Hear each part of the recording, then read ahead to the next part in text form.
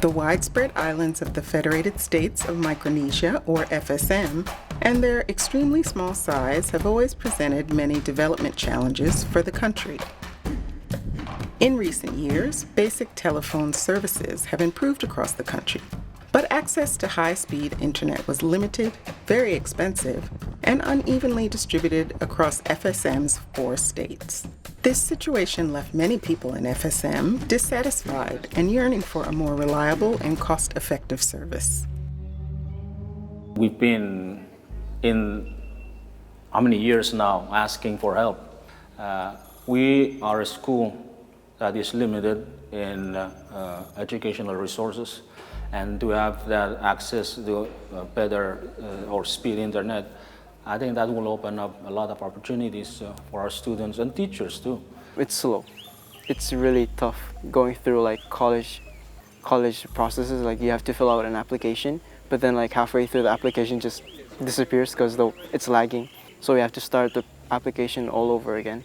It won't work without the infrastructure. Yes, it's been frustrating to know I can do that and bring it here, create new economy and create jobs, immediate jobs, but without the infrastructure, it's frustrating. At times, it's not always reliable. It's on and off. We also rely on doing a lot of research to complete our work, and at times that's very difficult because of the speed of the internet.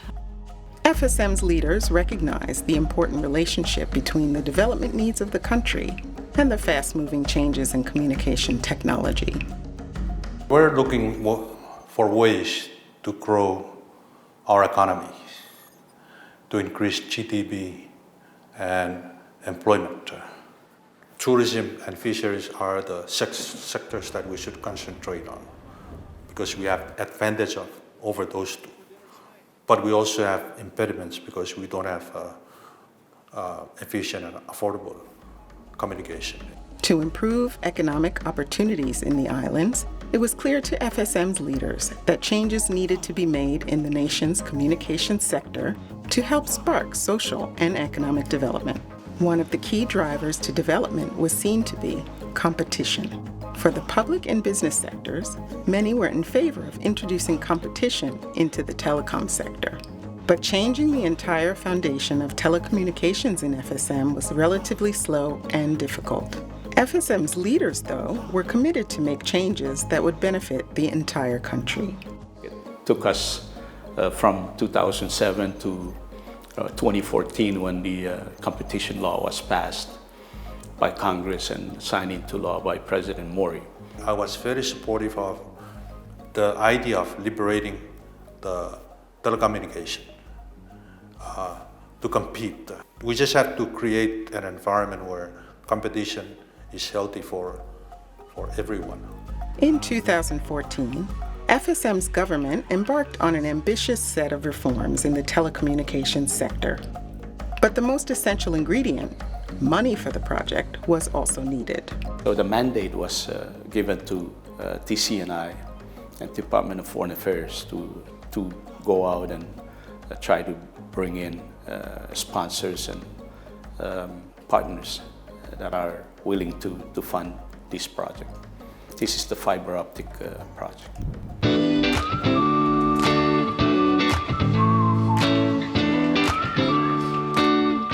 The government found a willing funding partner in the World Bank. In 2015, the bank provided the money for the entire connectivity project. This came in the form of a grant rather than a loan, so it did not have to be repaid. But the grant came with some conditions as outlined in the FSM Telecom Act Amendment. One of the conditions was that the market needed to be opened up. They've also said that there should be an independent regulatory office, that is the TRA. And they also insisted that the submarine cables would be managed by an independent entity, FSM Telecommunications Cable Corporation. Let's call ourselves Cablecom. We are actually responsible for implementing that, but the cables are owned by the FSM, by the government of the FSM. A totally new framework was established to govern telecommunications in FSM. However, government would still own the communications network, and it would still have some control over the main players in the new framework. The new FSMT cable company would install and operate the fiber optic network, and TRA, the new regulator, would monitor each of the telecom service providers. But although the new cable system is owned by government, the new organizations also have industry and public oversight. The two entities are independent from the government. They have their own board members that oversee their function. TCNI is just there as a catalyst at the government level. My company, the open access entity, has two shareholders. They are government ministries. What the government is doing by creating the open access entity, they want to give a signal to the market that they are serious about the changes in the telecommunications market.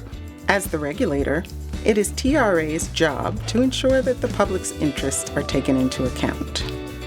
We will come up with a consumer protection rules, and then all of the service providers have to comply with our rules to make sure that the users are protected. We will have to review it, approve it, and then they have to follow their procedure, and we will be monitoring. The first submarine cable came to FSM in 2010. This was a spur, a small branch off of the U.S. government cable running from Guam to Kwajalein. This spur ran only to Pohnpei. In 2018, Yap was then connected to the fiber optic cable, and then Chuuk in 2019. The remaining state, Kosrae, is scheduled to receive its fiber cable connection in 2021. A key element in the connectivity project, competition, has received overwhelming public support. I think it's a great thing. It'll lower a lot of the costs for the businesses, and it'll encourage economic growth. You know, competition is inevitable. It's going to come in, whether we like it or not. It's going to come in, and you know, I think it's good. It's good for the people. We know that when there is competition, the prices are better. I love competition. I've been in business. Right now, I don't want to see monopoly. We have to have competition. Where there's choice, then whoever the service provider is will have to be able to meet the demands of the customers if they want to keep their customers. Even at the national level, there is strong political support to introduce competition into the telecom sector. We're fully on board this process of opening up the market to invite outside operators. And as president of the country, I do support this 100%. The World Bank supported the implementation of the fiber optic project with grant funding and technical expertise.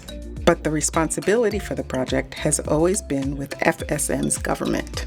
Consultations involving World Bank staff and the FSM cable company were held with legislative leaders in each of FSM's 4 states. We're deeply proud of our relationship with the World Bank as a development partner in laying the groundwork to connect the rest of the states with fiber optics, creating the legal framework, the mechanism to introduce this to operators from outside. As part of the next phase of the connectivity project, plans are being finalized to install a terrestrial fiber optic network throughout each of the capital islands.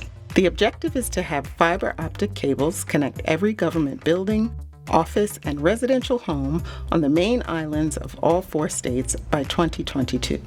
This fiber network will replace the current copper networks that are now more than 30 years old. This ancient technology has very limited capacity and is expensive to maintain. Fiber links will provide over 1,000 times as much bandwidth as the copper networks and can also travel more than 100 times further.